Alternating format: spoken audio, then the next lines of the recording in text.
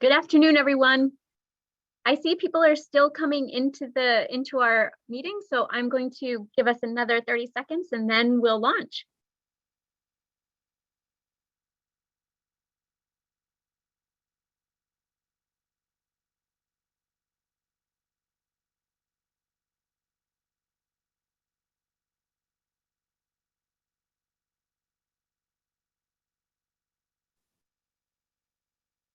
Okay, anybody who joins after this, they're just gonna have to jump in where we are. I'm Brenda Metzler, Community and Program Support Specialist at Let's Grow Kids, and we are very pleased to host another conversation with folks from the Vermont Department of Health. So welcome. We are joined today by Katy Leffel, registered nurse with the state of Vermont, Molly McClintock, also registered nurse with the state of Vermont, Shannon Stem, an epidemiologist with Vermont, and Allison Lafferty, another epidemiologist, and Dr. Breena Holmes. You have seen Katy and Molly before. They joined us as guests in previous conversations, but today is their first solo fly. So Katy and Molly, we're so glad to have you. Welcome, you've got this. Today this team is going to cover recommendations for the holidays, fully vaccinated children and contact tracing, CDD feedback regarding contact tracing, and they're going to get to the Q&A that each of you submitted when you registered for this conversation. At the top, I just want to drop in a few other notes. We are going to try a different format today. In the past, if you've attended these conversations, we've had sort of a series of slides. And what we've decided to try today is having the health professionals address you directly without slides. Periodically, if they are referencing a resource that you can find online, they'll drop that live link into the chat box. So I imagine they'll let us know when they're going to do that. So check the chat box periodically. If you didn't submit a question and you have one, maybe hold and to see if yours gets answered with someone else's question. But at some point, if you aren't hearing what you'd like to know, please drop your question into the Q&A box. And at the end, there will be one slide with all of the links. And you are going to get a copy of that slide where the links will be live by email when this conversation is over. So, and that'll be coming from us at Let's Grow Kids. So again, welcome all of you health professionals. We're so happy to have this conversation to talk directly with you. And I'm going to mute myself and go off camera and let you take it away.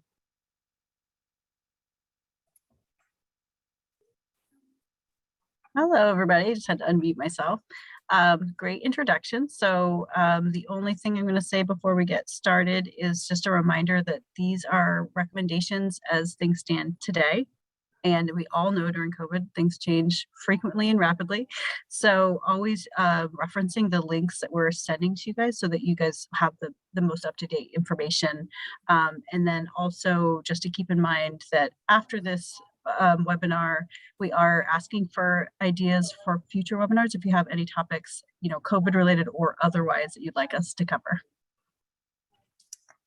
All right, so I'm going to start off by just talking about safety around the holidays, and I'm going to start talking specifically about COVID, and really COVID around the holidays and COVID every other day of the year is still COVID. And so there's basic safety precautions that we really want to just encourage everyone to follow. So we want to be making sure people are getting vaccinated. We're encouraging your families to get vaccinated as well if they're eligible. We're getting booster shots, getting our flu shots, wearing masks indoors, washing your hands, staying home when sick, and reminding families that kids cannot come into the program when they're sick. And getting tested if you have any symptoms, are a close contact, or have taken part in activities that could put you at risk, such as going to large gatherings or travel. And I know Katy put some links in there about being safe around the holidays.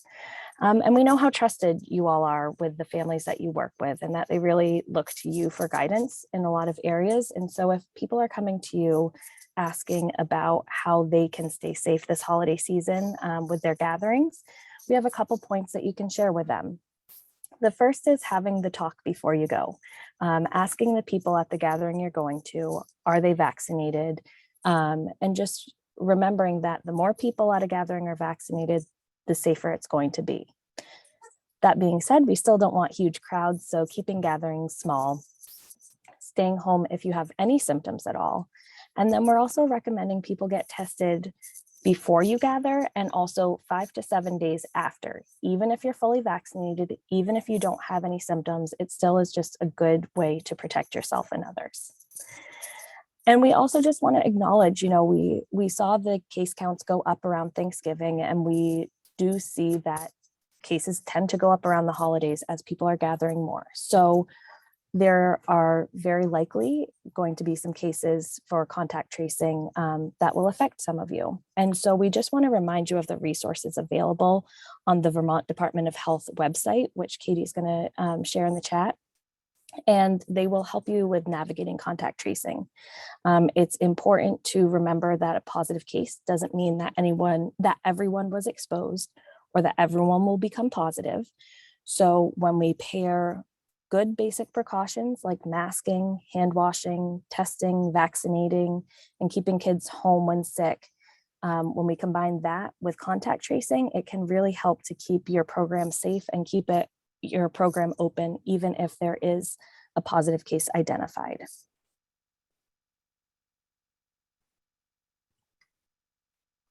And I'm going to post those contact tracing in just a second because it's not posting as a link when I cut and paste it. So I'll do that in just a minute.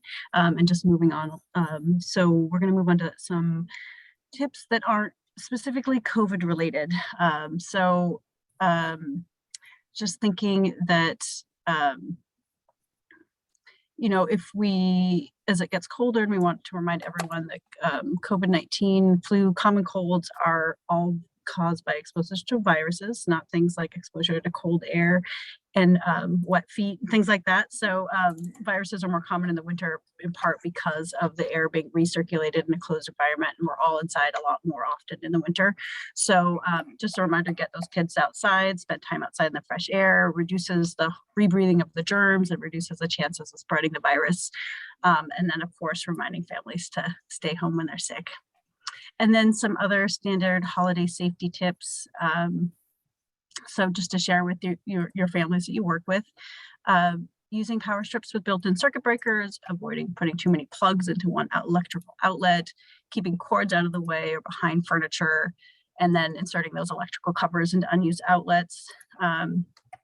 Closely supervising children who are helping to decorate. I have a 5-year-old at home, and my Christmas tree is not safe from her at all. So keeping decorations out of reach of children.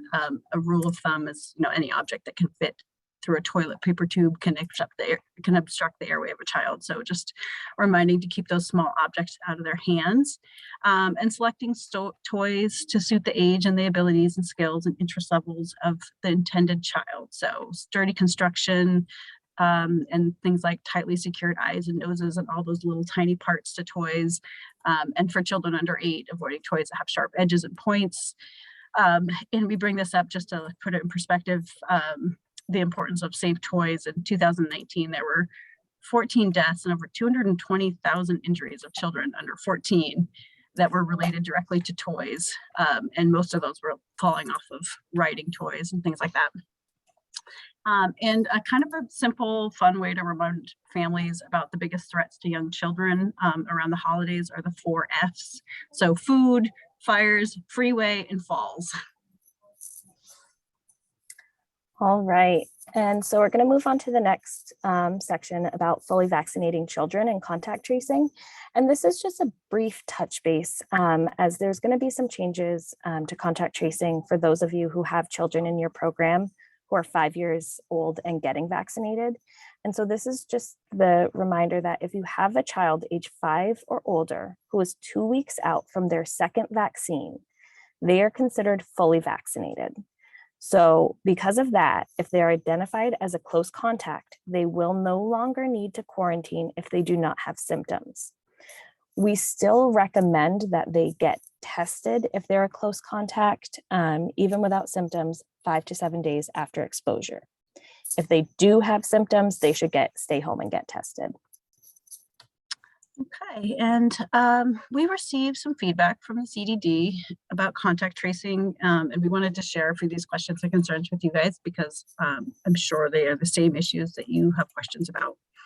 So providers are asking if they need to collaborate with the Department of Health contact tracing team now that there are no longer COVID-19 health guidance for childcare programs, unlike the guidance that existed last year.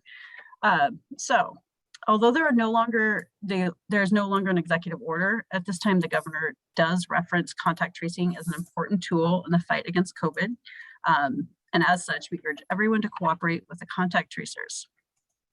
As the CDD advisory memo from August stated, childcare and out-of-school time programs should continue to participate in contact tracing as requested by the health department. And working with contact tracers would also fall under your licensing regulations that require programs to have health and safety practices to protect children. So the next question was, providers are asking if they can or should release child information and demographics to the Department of Health contact tracing team. Yes, this information can and should be released to the contact tracing team. And the CDD has stated, again, that providing this information to contact tracers would fall under licensing regulations, which require you to provide records as requested. And then lastly, the VDH contact tracing question, I heard last month that they will not be doing any more contact tracing for childcares or schools. Is there any update on that? So with increased case counts, there is less bandwidth to cover every contact tracing case. However, the Department of Health is prioritizing certain cases, especially involving children and congregate care settings like nursing homes and things like that. So children should expect to work, child care should expect to work with the Department of Health to support them with contact tracing. If you are aware of a person in your child care that was there while they were infectious before the Department of Health contact team reaches out to you, you can email or call our contact tracing team, which I believe Molly's going to put in the chat. And sometimes the Department of Health will reach out to you before you're aware of exposures, or you may be well aware of exposures before the Department of Health. So if you don't hear from the Department of Health and you know about an exposure, please go ahead and let them know.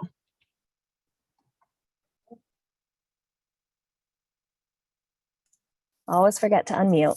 So now we're on to probably what's the most interesting for you guys, which is the questions that you actually submitted.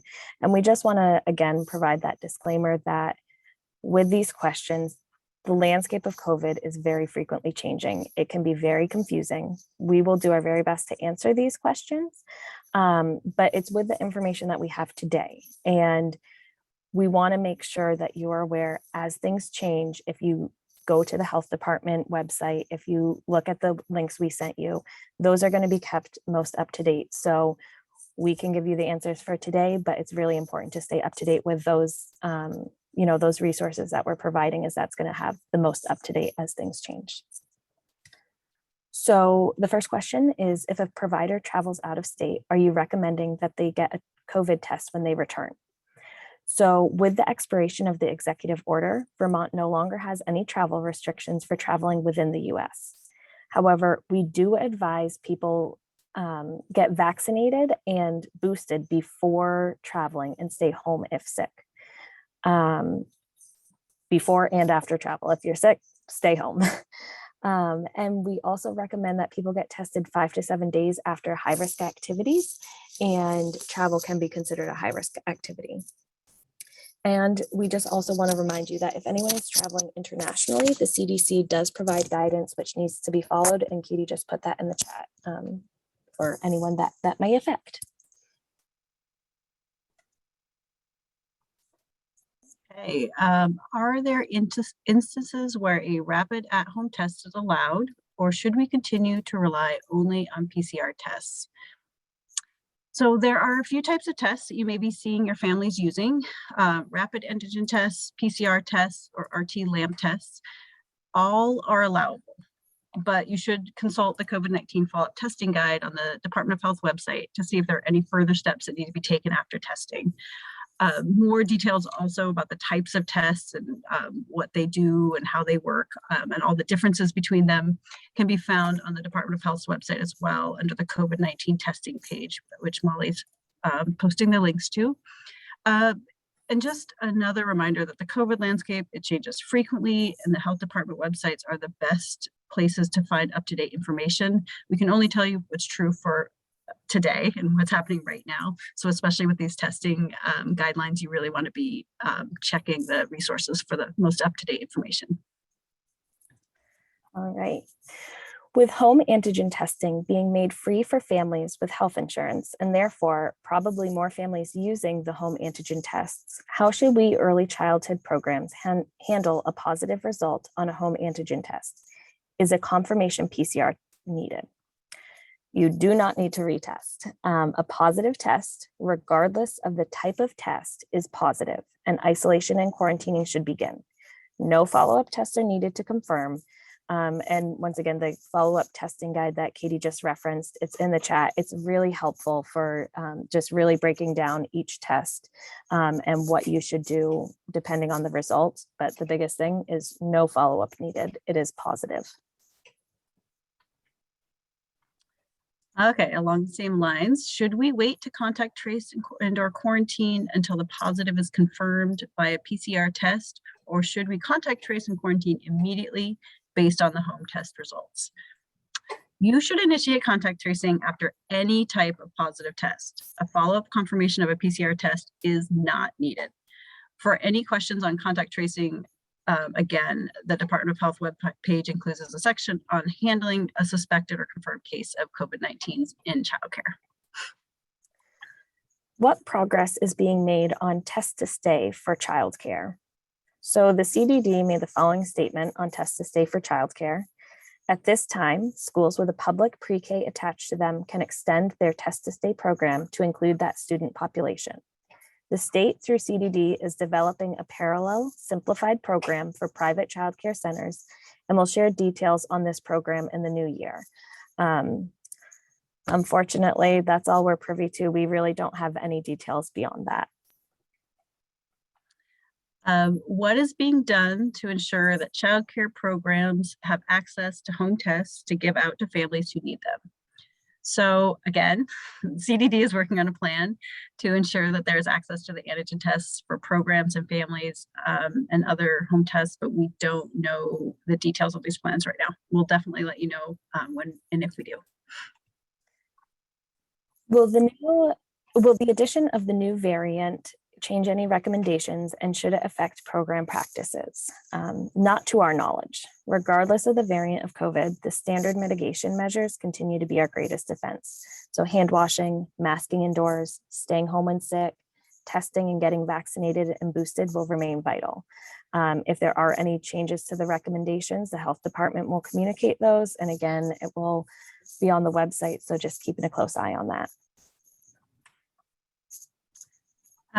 Okay, children who tested positive for COVID-19 are given a 90-day exemption from testing, whether identified as a close contact or if exhibiting symptoms. Will this change now, knowing we have a new variant? This situation is confusing for everyone. If a child is exhibiting any symptoms, they should be going to see their medical provider, and that provider will make a recommendation that may include testing. This is a situation in which the medical provider needs to make a clinical decision, including with the family, and so that is just the recommendation is that child should go see their medical provider. Breena, I saw your face pop up. Did you want to add anything? Well, hi, everyone. You know how I am on these. I like to add some color commentary, and some context. What Katie just said is one of the hardest things you're experiencing right now. And just this morning, I got like 3 more questions from pediatricians about it too. So there's not a ton of clarity in that pathway, but what we're seeking, as we have all along, is teams. So we want you to know your local providers. We want the local providers to think through, okay, this kid already had COVID. We can't do a PCR, but an alternative diagnosis might make sense. Or we know this child actually has a little bit of a chronic cough through the winter. And I can't see very many pathways where a symptomatic kid comes back into your care. I want anyone with symptoms to stay home, but we're hearing this morning that, there's sort of this baseline runny nose thing heading back into schools and childcare. And I imagine that's creating stress on all levels. And that's not without some small risk, but it's certainly less risk if the child in the last 90 days has had COVID. But we do get asked all the time, can you get COVID again? And the answer is yes. And you can get it again within 90 days. Not common, but again, you don't get, it's not like some magic thing happens at 90 days, like, whoops, now I'm susceptible again. It's more, that's just the window in which we don't recommend PCR testing because it would likely still be positive from the previous infection. So I'll stop there. Oh, one other thing while I'm unmuted. I've talked to you guys so much over so many months. If you need us to slow down and explain why antigen tests are now allowable, that's a big shift. Remember in the beginning, we were like, oh, no antigen tests. It was PCR gold standard. Well, the antigen tests, we now see their utility when people are symptomatic. And we now know that you can use them as a point in time assessment. Is there enough virus in my nose to be infectious today?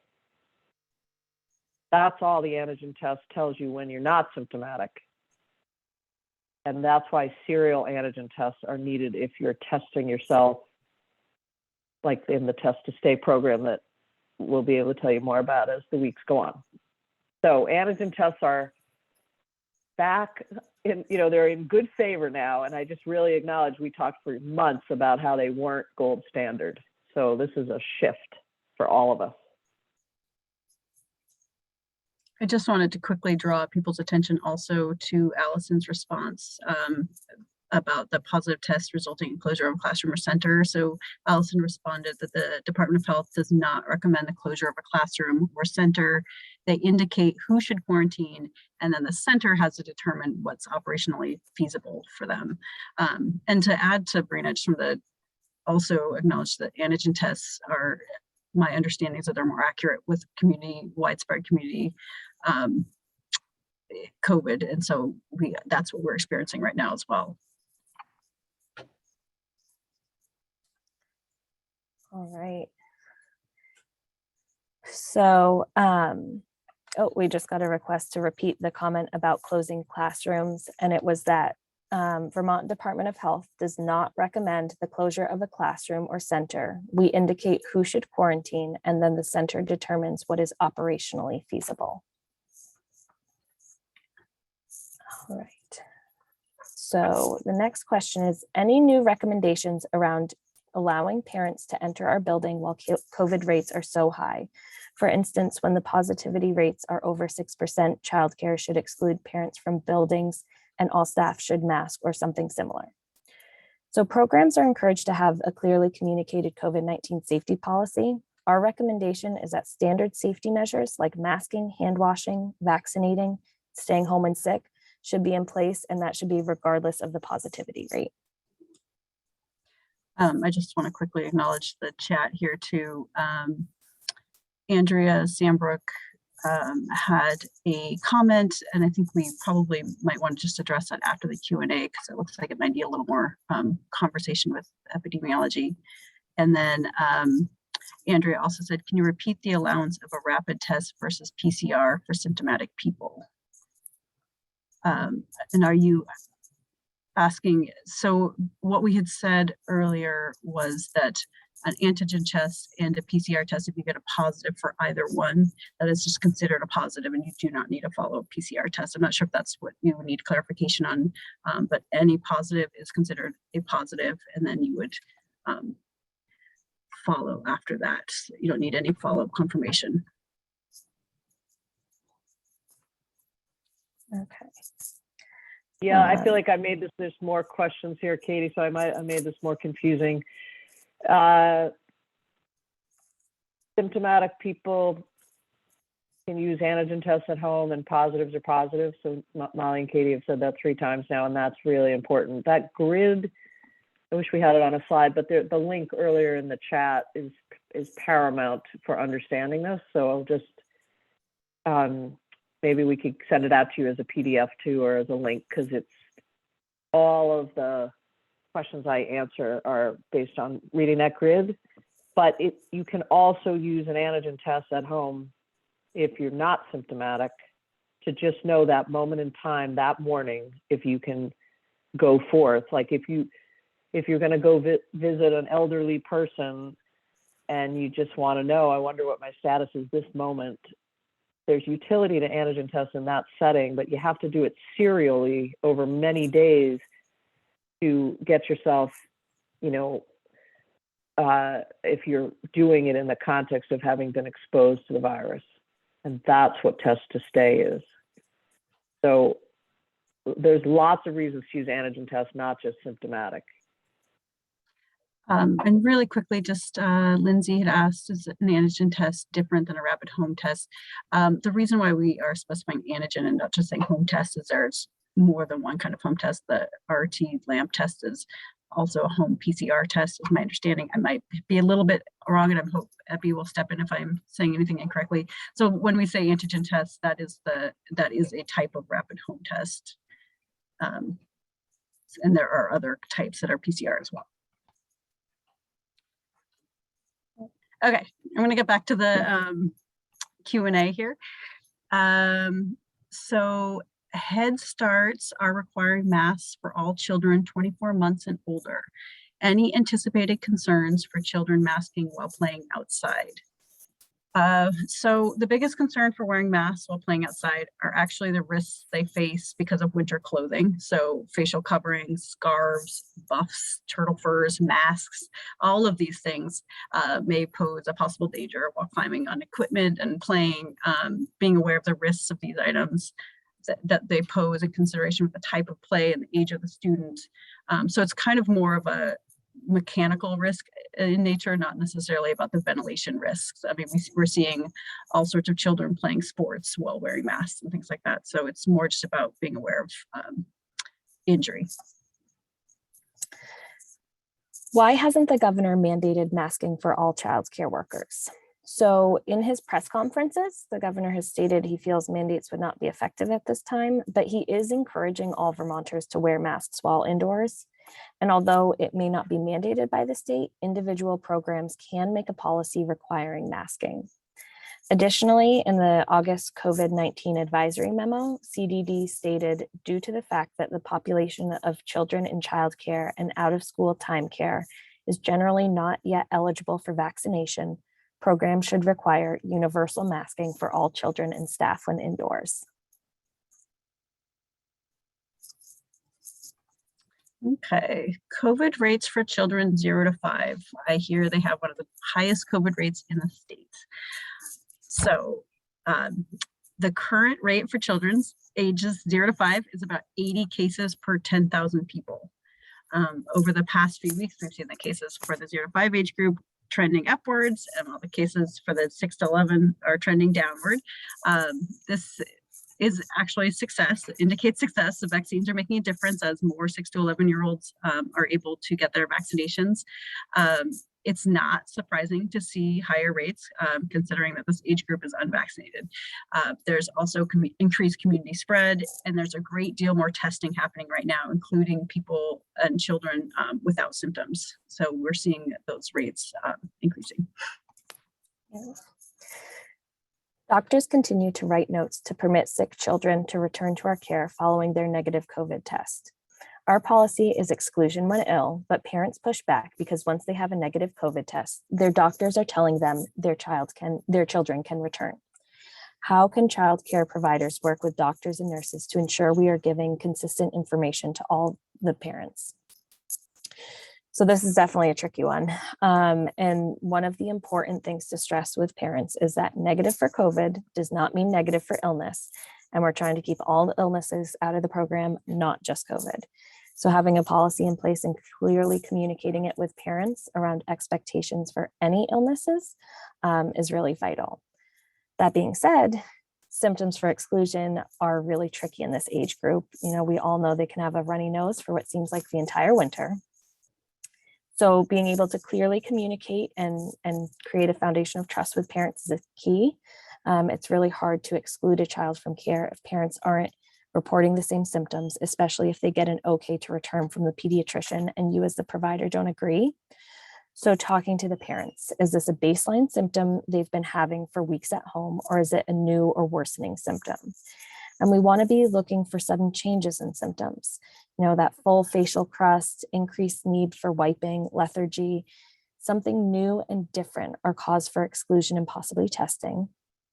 When a child has a new symptom that has not been identified as a close contact, they can return if symptoms resolve within 24 hours or with a negative test and marked improvement in symptoms for 24 hours. So meaning no fever, acting well, eating, drinking, playing, as well as lessening secretions, coughing resolve, that kind of stuff. And we will say on our end, we do attend a weekly call with Vermont pediatricians during which COVID updates are discussed. And Breena has very kindly agreed to bring the subject up at the next call to remind providers that clearing from COVID and clearing from illness are two different things, and to be precise in their language with parents to prevent any type of miscommunication. Okay, and I'm just going to finish up with this last Q&A question from previous Q&As, and then we'll answer the ones that have come up in the chat.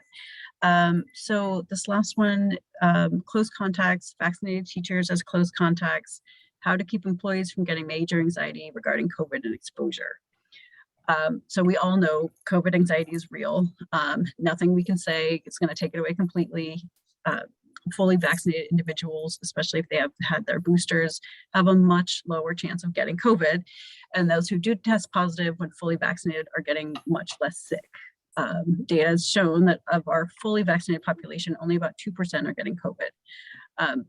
Fully vaccinated people do not need to quarantine after a close contact unless they have symptoms. However, we do recommend they get tested 5 to 7 days after exposure, even without symptoms. So, eventually we're going to transition from pandemic to endemic. That's the goal. And COVID is not going to just go away. The thought is that it will become much more like a seasonal flu with vaccination and precautions being a protection so that we don't overwhelm our hospital systems and we protect our most vulnerable people in the population. We kind of have to start thinking about it like the risk of driving a car. There's always going to be the risk of getting in a car crash. We all know that, but when we get in our car, we minimize it. We're using our safety belts, we're getting our snow tires, and we don't stop driving, even though it is actually dangerous to drive. Similarly, we greatly reduce the risk and improve our outcomes of COVID by getting vaccinated and following the basic health recommendations. And we are all going to, at some point, have to become comfortable with a measure of risk. And that's all we can sort of hold on to and look forward to right now.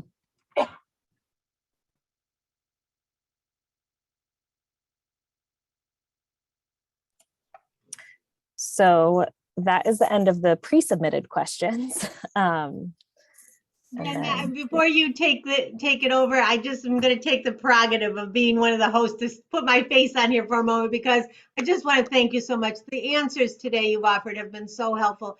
And I think what I just wanted to offer is the hardest thing right now, as you're hearing through the questions that you're getting, is the childcare providers themselves are having to navigate this, guiding parents and also dealing with frustrated parents, as well as trying to do the best they can and keep their programs and classrooms open, but keeping everyone safe. So it's the information you're giving them is so helpful. And I wonder if you can elaborate a little bit more on the sort of, and maybe this is a Breena thing because you're so good at this sort of both sides of the issue, Breena, but how to help parents and programs navigate this difficult time. The language that you use is so helpful for the leaders of programs to use as they talk to parents. So I had to stick my nose in because this has been phenomenal, and your answers really give real fuel for these folks to use as they talk with parents about how to navigate through this. So thanks. I'm going back off where I'm supposed to be.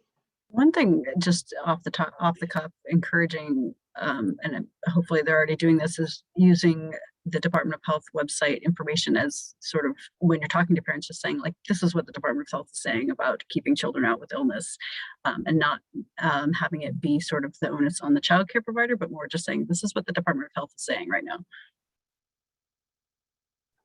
Thank you for that. I also just want to, I'm so pleased, Molly, to hear you say that to really acknowledge the folks who are with us today, who are out there in the field, because they are the trusted and honored and respected people on the front line that, the families come to them. And even when families are frustrated with you, they still look at you as like someone who knows. And so I love also just now you referencing, like, use the Department of Health as the source, as, so not just a resource, but as a source.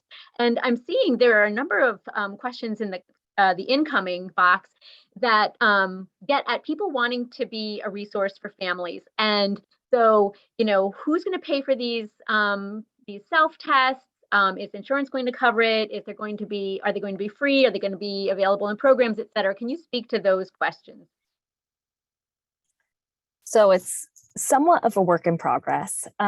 So as of right now, they're working that all commercial insurances will have to cover antigen the at-home rapid antigen tests. And from my understanding, it's not in effect quite yet. So if you go into the pharmacy today, you will have to pay for it, but you can retroactively make a claim to have it covered, I believe, from December 1st moving forward.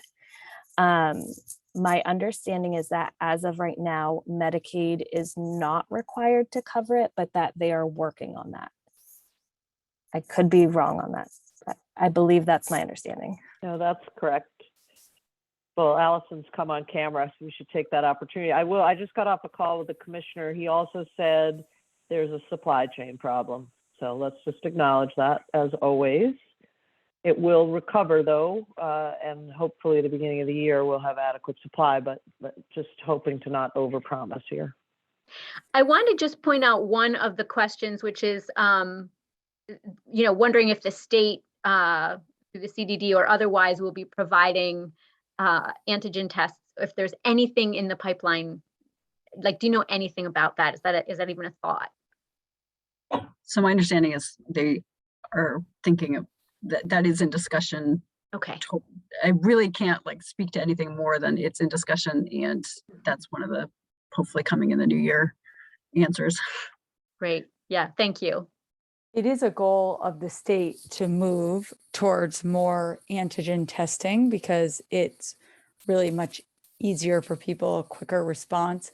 And so we are working on what that will look like to get free, easy access antigen tests into the hands of people. So although I can't tell you exactly what that's going to look like, because as Breena said, there is a supply chain issue at this moment that they think will be partially resolved in January. I do know that that is something that is being discussed, and the equity of making sure that people have access to these tests is really important. And so what I can tell you is that is being worked out now. We just don't know the final details of what it will look like, but it's active discussion every day. Whenever we stand up a new program that will use antigen, how will they get the antigen tests, and how will it be free for the people who get it? And so any program like childcare, if it stands up there, that is all being talked about, is how they will get those antigen tests. So hang tight, more information is coming. And I know that's not overly helpful, but I think it's great you're thinking in terms of that, because that's the same way we're thinking as well. I was also just thinking about the possibility of programs using ARPA funds. Perhaps if they could use some of their ARPA funds to buy the tests for their program, if they know that there are families who, if they want, I don't know if they would have the capacity to serve all families then, but if there are families specifically who maybe don't have insurance to cover when they are available. So that's another thing to consider. Do you want to, so I'm just going to put it out there to you. Do you want to just go through the Q&A yourselves? I don't have to curate it. Yeah. Well, can I pick up on a few of the things, Katie, that I feel like are my ownership that I want to acknowledge, especially for Jen Savard. So this great team of Katie, Molly, Nate, they're going through all the documents on the health department website and showing us, the clinical partners, where we need to make all the changes as we make this shift from PCR gold standard to antigen tests are great. So our commitment to you, and this is also true of those who work in schools, I see 2 questions. We're going to get this organized and sort of cleaned up by the first of the year, but we have to wait because there's some policy shifts coming about the use of antigen tests in different settings. And as Allison said, there's still daily meetings about who's doing what and where are the antigen tests. And then our documents will be able to say antigen or PCR or LAMP, or I don't know if you've heard of LAMP, but we're just not exactly there yet because we don't want to just make this huge pivot without it all lining up across a continuum. So I guess what I would say is for the next 2 weeks, 2.5 weeks, it is harder to use those documents, but we're still for schools as well saying, yeah, PCR to return for those particular pathways, not test to stay, but the pathways about ill children and their symptoms. So real apology that you're stuck. We're all stuck in this shift and the documents are lagging behind with awareness. So at least we're aware they're not where we're heading, but I guess they stand until they're shifted. I just want to reiterate after Breena too, that you, as far as testing positive for COVID, any kind of test is a positive. But as far as testing out of COVID, does that make sense? So testing in is any test, testing out is still the PCR is a gold standard for that, and no symptoms. I just wanted to go back. We had not answered Andrea's question, or was answered in the chat, and I just want to read out loud. So Andrea had earlier asked if we hear of a positive case and need to close a classroom for close contacts before VDH is notified. It's hard to have that sequence. And Shannon had answered, Andrea, you might have to close when you find out about a positive because you need time to contact trace. That would fall under what is operationally feasible for you and your center, not because the Department of Health requires it. And then we've got the Q&A here. So she answered Jen's question, and Grace, Yeah. I'm sorry. Well, I just hear you, Grace. That's exactly our experience as well. That express that, the folks that call that Molly referenced, that we've done 217 phone calls since March 2020 with over 100 of you, community partners, school nurses, pediatricians, does not include express care staff. So we've done some outreach about some of the messaging, but you can also use this opportunity because you're great colleagues to recommend to your families that they have medical homes and that they have conversations with trusted relational healthcare professionals, because as much as I understand the use of urgent care, it's not longitudinal. So there isn't that established connection on a child's history as it relates to illness or otherwise. So I hear you, Grace. We will continue to do some messaging with urgent care, but it's harder. Okay. Bruce had asked, are private programs required or encouraged to ask for documentation of COVID vaccination for children aged 5? Are programs required to allow vaccinated 5-year-olds not test and or quarantine? So the guidance around the second half of that question is that if a child is fully vaccinated 2 weeks out from their second dose, and they are close contact without symptoms, they are not required to quarantine, and a test is recommended at day 5 or 7. And I don't know, I'm not quite sure about the documentation question, if somebody else knows, or we can follow up on that later. And I'm here to say I don't know as well. But the one thing that I would add to that is, while I don't know if you're required or encouraged to ask for documentation, we do very much encourage you to talk to families about vaccination and get their 5-year-olds vaccinated. And we do have a resource that we can put in the chat about talking to families about vaccinations, because I know that can be very tricky and it can be a hot topic for people, but we really encourage you to encourage your families to get vaccinated.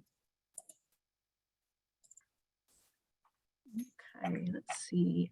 Do symptomatic people, both kids and adults, still need a PCR test if they are symptomatic? Or can a home antigen test of negative be accepted? So this is again talking about the changing landscape. So currently, right now, if you're symptomatic, antigen or PCR tests can, if they are positive, that is a positive either kind of test. If you have symptoms or if you don't have symptoms, and then I'm not sure if I'm answering this question accurately. If somebody Let's else let wanna jump in. Allison take over. I see her face. If it's positive, you're right, it's positive. If you have symptoms and your antigen test is negative, we do recommend you go on to get a PCR. If you're symptomatic and you get a negative antigen, we recommend you proceed on to a PCR.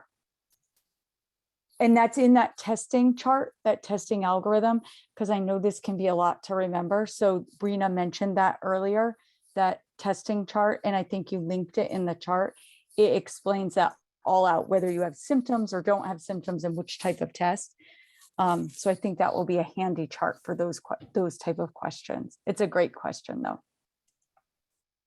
Well, And I'm going to go out on a limb here, Brenda, and say that we'll send you I think this team should send you sort of salient links. So the health department website is amazing, but in this webinar, I just tried to find that testing grid so I could get you the link. I know it's already way up in the chat, but I wanted to restate it and I couldn't find it fast. So that's the frustration, is you start to get rhythms on finding what you need, and it isn't that easy real time. So I just wanted to acknowledge that. I think we could probably do a cull for you, but I don't want to put more work on Katy and Molly. So we'll talk about it offline, as they say. But Well, the I could do beautiful it with thing, you.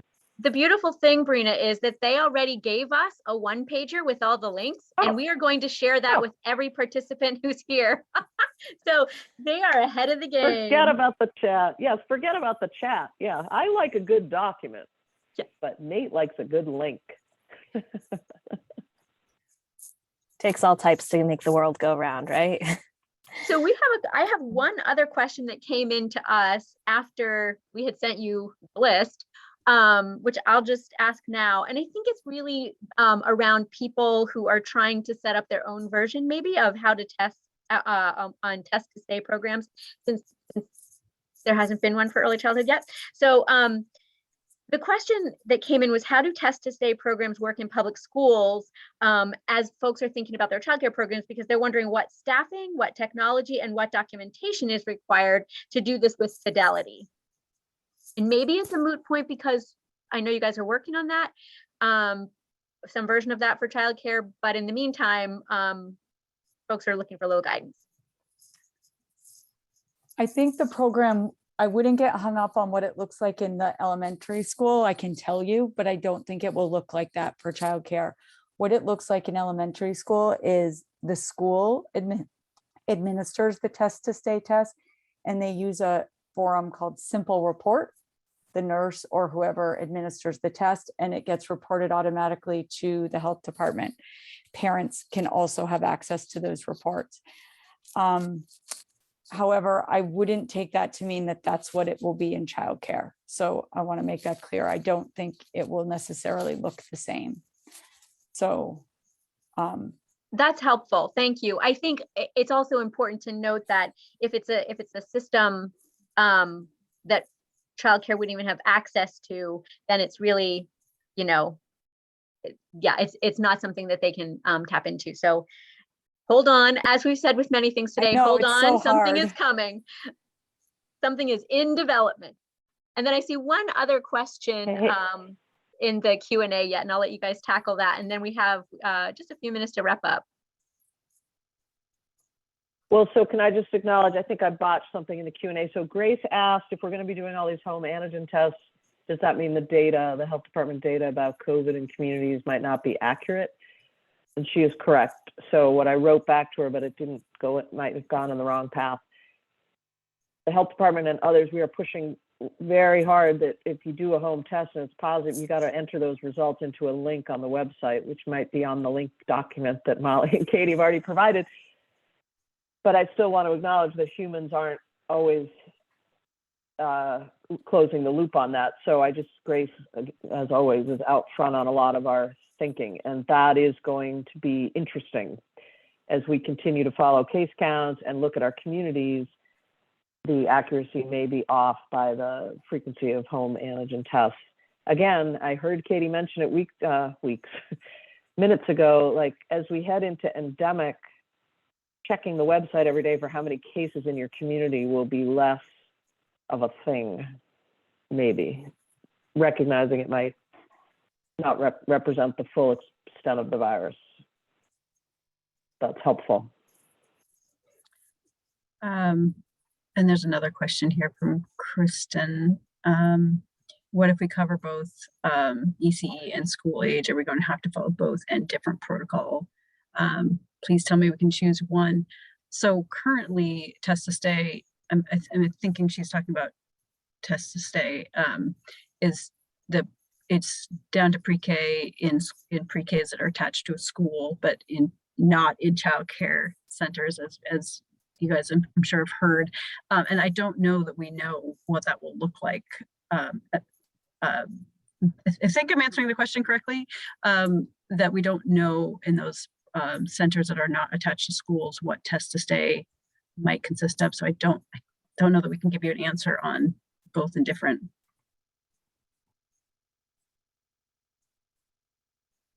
I guess the only thing I'll add, and I know everyone else has talked with Elisa too, the MCH director, that the folks at CDD are really aware of that conundrum. I mean, that's a Venn diagram we're familiar with, and the intention would be not to create separate systems, but I appreciate the question.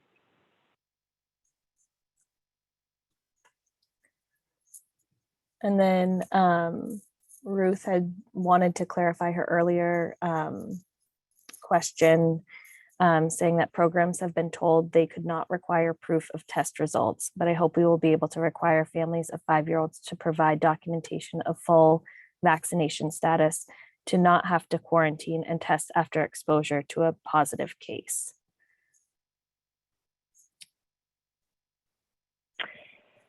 Yeah, that's a tricky, I think that one might have to go back to Elisa and CDD. I mean, I will tell you, just because it's a great interest of mine, you guys know there are mandated vaccines, not COVID, in our school systems, right? That's a long history of public policy and public health for school entry. And of course, there are exemptions. So the big topic ahead for all states, including Vermont, is this COVID vaccine going to come onto the required list? And in that spirit, as a private program, what's that going to look like? So I actually don't know. I imagine you've been told by a regulator, a licensed person, that you can't require vaccine disclosure yet. But it's on the table, right? It's coming, I think. Everything is so evolving. I think that's a theme in this past year and 3 quarters now. We do have, was there anything else, any sort of wrapping up comments? We have like 2 minutes left and I just have a couple of things to cover, but is there anything else that either Molly, Katie, or Allison or Breena you wanted to say before I do the wrap up remarks? Just thank you for letting us come meet with you guys. And I know I can't imagine what you guys are having to deal with. It's a complicated situation out there and you guys are right there with them. So as you have questions, just don't hesitate to reach out to us. We're happy to help any way we can. Thank you so much. It just also one last comment. Grace had said we're required to obtain official documentation of vaccines. That would include COVID vaccine. Not sure why this would be in question. I don't have an answer for that one, but and I just wanted to also make another plug for if you have topics for future webinars, please let us know.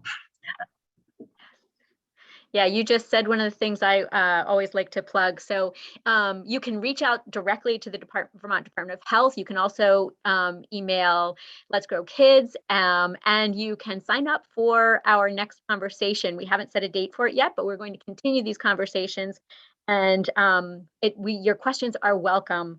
So we're really grateful for all the information that you were able to share with us today, Molly and Katy and Allison and Breena, everyone. And our hope is that everyone has an opportunity for some restorative time. Hopefully with, I've been writing in my holiday greetings this year, I've been writing that I hope people have the opportunity for fine food, fun, and festivities with family and friends. So, you know, the early childhood educator doing something alliterative, that is what I wish for each of you, and good health in the new year. Good health to you through the holiday season. Thank you so much. We will send out the list of links that attach to all the resources that were mentioned here today. Some of these things are very much evolving, so keep your eyes and ears open. The CDD is in conversation with the Department of Health regularly, and we look for their communications as well. And I wish you all a good afternoon. Thank you, everyone.